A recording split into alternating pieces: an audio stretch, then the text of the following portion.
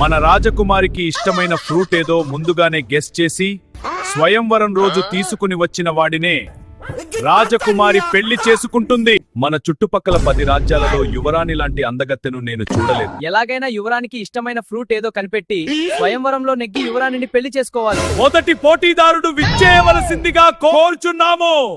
యువరానికి ఇష్టమైన పండు ఇదిగో. ఛీ, మామిడి పండు అంటే నాకు అస్సలు నచ్చదు. ఎవరక్కడ వీడిని తీసుకెళ్లి ఈ పండును వీడికి ఎక్కించండి. రెండవ పోటీదారుడు ఛీ, నాకు జామ పండు అంటే ఇష్టం లేదు. వీడిని తీసుకుని వెళ్లి ఈ జామ పండుని వీడికి ఎక్కించండి. మూడవ పోటీదారుడు మీకు ఇష్టమైన పండుని కాలిఫోర్నియా నుంచి తీసుకుని వచ్చాను. వీడిని తీసుకుని వెళ్లి ఈ యాపిల్ ని వీడికి కింద నుండి ఎక్కించండి. నువ్వెందుకు ఇంతగా నవ్వుతున్నావు? మనం చిన్న చిన్న పండ్లు తెచ్చాము, ఎలాగోలా తట్టుకున్నాం. చైనా వాడు పెద్ద పనస పండు తెస్తున్నాడు. వాడిని తలుచుకుంటే నాకు నవ్వు ఆగడం లేదు.